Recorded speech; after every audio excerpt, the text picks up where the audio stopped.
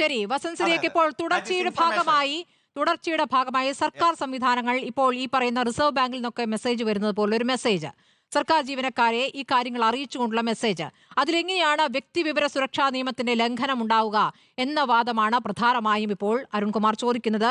മാത്രമല്ല IT മിഷനാണ് ഇത് ചെയ്തിരിക്കുന്നത്, IT മിഷൻ ചെയ്തിരിക്കുന്നു, പുറമേയുള്ള സംവിധാനം എന്നല്ല, IT മിഷൻ ചെയ്തിരിക്കുന്നു. അപ്പോൾ എങ്ങനെയാണിത് ഡേറ്റ ചോർച്ചയായി പറയാൻ ആവുക? അങ്ങനെയെങ്കിൽ നിങ്ങൾ അത് വിശദീകരിക്കണം. അല്ല, രണ്ട് കാര്യങ്ങൾ. ഒന്ന്, അരുൺകുമാർ പറഞ്ഞതുപോലെ അത്ര നിസ്സാരവൽക്കരിച്ച് ഇതിനെ കാണാൻ സാധിക്കില്ല. ഇപ്പോൾ റിസർവ് ബാങ്കിൽ നിന്ന് അല്ലെങ്കിൽ മറ്റേതെങ്കിലും സംവിധാനങ്ങളിൽ നിന്ന് വരുന്ന വിവരങ്ങളിൽ ഒരു ഇൻഫർമേഷൻ പങ്കിടലല്ല ഇത്. ഇതിൽ ചിരിച്ചുകൊണ്ടിരിക്കുന്ന പിണറായി വിജയന്റെ ചിത്രമുണ്ട്. കഴിഞ്ഞ കാലത്ത് ഞങ്ങൾ DA നൽകിയെന്ന PR എക്സസൈസ് ഉണ്ട്.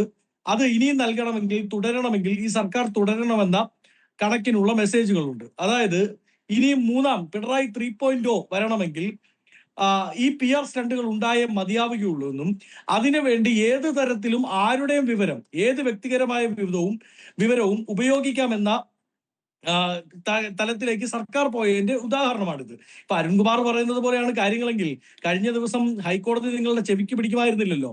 ഡേറ്റ എടുത്തതിന് മുമ്പ് നിങ്ങൾ സർവേ നടത്താൻ വേണ്ടി പോയ സമയത്ത് ആയതുമായി ബന്ധപ്പെട്ട് അണാ പൈസ സർക്കാരിന്റെ ഖജനാവിൽ നിന്ന് എടുക്കരുത് എന്ന് ഹൈക്കോടതിക്ക് പറയേണ്ടി വരുമായിരുന്നില്ലല്ലോ.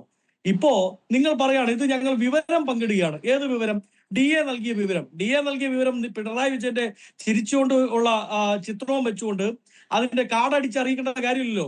പക്ഷേ അതിന് മന്ത്രി P രാജീവന് മറുപടി പറഞ്ഞിട്ടുണ്ട്. അഡ്വക്കേറ്റ് വസന്ത് സിറിയക്, നിങ്ങൾക്ക് ചിരിച്ച മുഖത്തോടു കൂടിയ പിണറായിയുടെ പരസ്യം അല്ലെങ്കിൽ പിണറായിയുടെ മെസ്സേജ് കാണുമ്പോൾ നിങ്ങൾക്ക് ബുദ്ധിമുട്ട്. പക്ഷേ ഇതേ രീതിയിൽ മോദി സർക്കാരിൽ നിന്നും മോദിയുടെ പടം വെച്ച് വരുന്ന മെസ്സേജിന് നിങ്ങൾക്ക് ഒരു കുഴപ്പവുമില്ല, നിങ്ങൾ കോടതിയിലും പോകില്ല.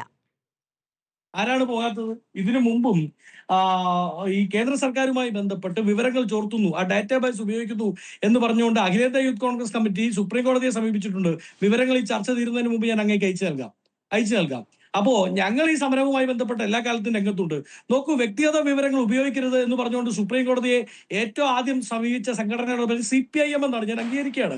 അതായത് അധികാരത്തിൽ വരുന്നതിന് മുമ്പ് ഏതൊക്കെ ആശയങ്ങളാണോ ഇവർ ഉയർത്തിപ്പിടിച്ചത്, പിന്നീട് അധികാരത്തിൽ വന്നു കഴിയുമ്പോൾ ആ ആശയങ്ങളെ, ആ സമരങ്ങളെ, ആ ആവശ്യങ്ങളെ വഴിയിൽ വെച്ച് കണ്ടാൽ, ആലുവ മണപ്പുറത്ത് വെച്ച് കണ്ട പരിചയം പോലും കാണിക്കാത്ത കൂട്ടരായി ഇവർ മാറിയിരിക്കുകയാണ്.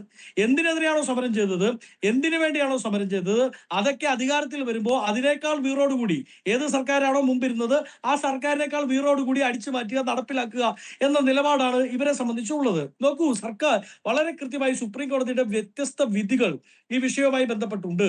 ഇത് ഫണ്ടമെന്റൽ റൈറ്റിന് പോലും അതിലംഘിക്കുന്ന രീതിയിലാണ് സർക്കാർ സംവിധാനങ്ങൾ വ്യക്തികളുടെ വിവരം ചോർത്തുന്നത്. നോക്കൂ, ഇപ്പൊ അങ്ങേക്ക് മെസ്സേജ് വരുന്നത് സ്മൃതി പരുത്തിക്കാട്, അങ്ങേ സുഖമെന്ന് വിശ്വസിക്കുന്നു. ഇതാ റിപ്പോർട്ടർ ചാനൽ ഇന്ന അങ്ങനെ ഒരു സർക്കാർ ഉദ്യോഗസ്ഥയാണെന്നിരിക്കട്ടെ, ഒരു സർക്കാർ സംവിധാനമാണെന്നിരിക്കട്ടെ, കഴിഞ്ഞ മാസത്തെ ശമ്പളം താങ്കൾക്ക് കിട്ടിയല്ലോ, ഇനി അടുത്ത മാസത്തെ ശമ്പളവും കിട്ടാൻ വേണ്ടി ഈ മാനേജ്മെന്റ് തുടരട്ടെ എന്ന് കണക്കിന് വാർത്ത നൽകുന്നു, എന്ന കണക്കിന് PR നടത്തുന്നത് എങ്ങനെയാണ് ഒരു ഇൻഫർമേഷൻ ഷെയറിംഗ് ആയി മാറുന്നത്? രണ്ടാമത്, ഈ സർക്കാർ ഉദ്യോഗസ്ഥന് DA കിട്ടിയെന്നത് ഞാൻ നേരത്തെ സൂചിപ്പിച്ച ചിരിച്ചുകൊണ്ടിരിക്കുന്ന ചിത്രമുണ്ടല്ലോ, അത് AI ഉപയോഗിച്ചാണ് ചിരിപ്പിച്ചതാ. ഫോട്ടോഷൂട്ടിന് ചിരിപ്പിക്കാൻ നോക്കിയിട്ട് നടക്കുന്നില്ല എന്നാണ് ഞാൻ മനസ്സിലാക്കുന്നത്. AI ഉപയോഗിച്ചുകൊണ്ട് ചിരിപ്പിച്ച ആ ചിത്രവും വെച്ചുകൊണ്ട് നടത്തുന്ന PR സ്റ്റണ്ട് ഉണ്ടല്ലോ, ആ PR സ്റ്റണ്ടിന്റെ ആവശ്യമില്ലെന്നേ. DA കിട്ടിയവന്റെ അക്കൗണ്ടിൽ DA ക്രെഡിറ്റ് ആയിട്ടുണ്ടായിരിക്കും. ആ ഇൻഫർമേഷൻ സർക്കാർ ഈ പറയുന്ന PR വഴിയിലൂടെ ഷെയർ ചെയ്യപ്പെടേണ്ട കാര്യമൊന്നുമില്ല. അത് കൃത്യമായി അവന്റെ അക്കൗണ്ടിലോ അല്ലെങ്കിൽ അവന്റെ ട്രഷറിയിലോ എത്തിയിട്ടുണ്ടായിരിക്കും. സമയത്ത് കൊടുത്താൽ മതി. നോക്കൂ, ഇപ്പൊ സ്മൃതി പരുത്തിക്കാടിന് 4 മാസത്തേക്ക് റിപ്പോർട്ടർ സാലറി തരുന്നില്ല എന്നിരിക്കട്ടെ, അങ്ങനെ തരുന്നില്ല. പക്ഷെ 5ാമത്തെ മാസം അങ്ങേക്ക് 1 മാസത്തെ സാലറി തന്നിട്ട് ഇതാ സ്മൃതി പരുത്തിക്കാടിന് ഈ മാസത്തെ ശമ്പളം കൊടുത്ത റിപ്പോർട്ടർ മാനേജ്മെന്റിന്റെ അഭിവാദ്യങ്ങൾ, അങ്ങേക്ക് സന്തോഷമാണല്ലോ എന്ന കണക്കിന് അങ്ങയുടെ വാട്സപ്പിൽ മെസ്സേജ് വന്നാൽ എങ്ങനെ ഇരിക്കും? സർക്കാർ ഉദ്യോഗസ്ഥരുമായി ബന്ധപ്പെട്ട് ശമ്പള പരിഷ്കരണ കമ്മീഷൻ വരേണ്ടത് ഈ ബഡ്ജറ്റിലായിരുന്നോ? എത്രയോ വർഷങ്ങൾക്ക് 2023 പ്രഖ്യാപിക്കേണ്ട ശമ്പള പരിഷ്കരണ കമ്മീഷൻ 3 വർഷം കഴിഞ്ഞാണ് പ്രഖ്യാപിച്ചത്. അവരുടെ DAയുമായി ബന്ധപ്പെട്ട് ഉള്ള കാര്യങ്ങൾ എത്രയോ ലാഗ് ചെയ്യപ്പെട്ടിട്ടാണ് പ്രഖ്യാപനം ഉണ്ടായത്. 2500 ആക്കും പെൻഷൻ എന്ന് പറഞ്ഞവർ ഇപ്പൊ 2000 ആക്കിയിട്ട് അത് കൊട്ടിഘോഷിച്ചുകൊണ്ട് നടക്കുക. ഈ വർഷം കൊടുക്കേണ്ട 2500 ആ 2500 കഴിഞ്ഞ 1600 നിന്ന് ഒരു വലിയ ലാഗ് ഉണ്ടായി. അത് കൊടുത്തില്ല. അത് കൊടുക്കാത്തവർ ഇതാ ഇപ്പോ തങ്ങളുടെ കയ്യിലുണ്ടായിരുന്ന പ്രശ്നം, തങ്ങളുടെ കുറ്റം പരിഹരിച്ചതിന് ശേഷം ഞങ്ങൾ ചെയ്തത് എന്തോ വലിയ കാര്യമാണ് എന്ന കണക്കിന് വിളിച്ചു പറഞ്ഞുകൊണ്ട് നടക്കാൻ വേണ്ടി നിങ്ങളുടെ ആരോപണം ഇത് നിയമവിരുദ്ധമായി ചെയ്ത കാര്യമെന്നാണോ അതോ ഇത് PR പരിപാടിയാണ് എന്നുള്ളതാണോ? PR പരിപാടി നടത്തിയത് നിയമവിരുദ്ധമായാണ് എന്നാണ്. സർക്കാർ സംവിധാനങ്ങളെ ഇലക്ഷൻ സ്റ്റണ്ടിന് വേണ്ടി ഉപയോഗിക്കുന്നത് ശരിയല്ല എന്ന് ഈ രാജ്യത്ത് വിവിധ വിധികളിലൂടെ പ്രഖ്യാപിതമായി തന്നെ വിവിധ കോടതികൾ പറഞ്ഞിട്ടുണ്ട്. ആ കോടതികളുടെ വിധികളെ മുഴുവൻ അതിലംഘിക്കുന്ന രീതിയിൽ സർക്കാർ സംവിധാനം ഒരു വ്യക്തിയുടെ ഡേറ്റയെ ദുരുപയോഗം ചെയ്യുകയാണ്. ഒരു ആവശ്യത്തിന് വേണ്ടി കളക്ട് ചെയ്യുന്ന ഡേറ്റ മറ്റൊരാവശ്യത്തിന് വേണ്ടി ഉപയോഗിക്കുന്നുവെങ്കിൽ കൃത്യമായി ഫോറം സൈൻ ചെയ്ത് മേടിക്കണം എന്നാണ് സുപ്രീം കോടതി പറഞ്ഞിരിക്കുന്നത്. അതിന് ആ ഡേറ്റ ആരുടെയാണോ ഇപ്പൊ വസന്ത് തെങ്ങുംപള്ളി എന്ന് പറയുന്ന, അല്ലെ വസന്ത് സിറിയക് എന്ന് പറയുന്ന ആളുടെ ഡേറ്റയാണ് ഉപയോഗിക്കുന്നതെങ്കിൽ എന്റെ ഒരു മെഡിക്കൽ ആവശ്യവുമായി ബന്ധപ്പെട്ട് എന്റെ ഡേറ്റ കളക്ട് ചെയ്യുന്നു. അവർക്ക് അത് മറ്റൊരു കാര്യത്തിന് ഉപയോഗിക്കണമെങ്കിൽ എന്നെ അത് ബോധ്യപ്പെടുത്തി എന്റെ പെർമിഷൻ അവർ ഈ പറയുന്ന ഫോറത്തിൽ സൈൻ ചെയ്ത് മേടിച്ചു മാത്രമേ ഉപയോഗിക്കാൻ പറ്റൂ. അത് അപ്പോൾ എങ്ങനെയാണ് സർക്കാർ മറ്റു കാര്യങ്ങൾക്ക് വേണ്ടി ഉപയോഗിച്ചത്? ഇപ്പം ഇൻഫർമേഷൻ ഷെയറിംഗ് എന്ന് പറയുന്ന അരുൺകുമാറിന്റെ വാദം നമ്മൾ എടുക്കുകയാണെന്ന് തന്നെ ഇരിക്കട്ടെ.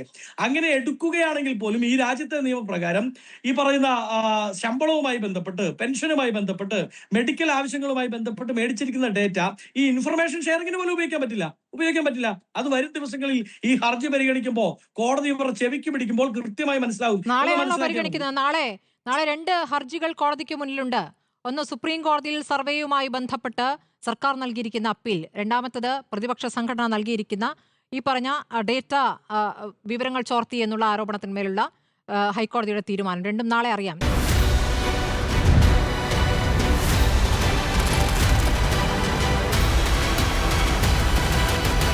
ഡിബേറ്റ് വിത്ത് സ്മൃതി പരുത്തിക്കാട്.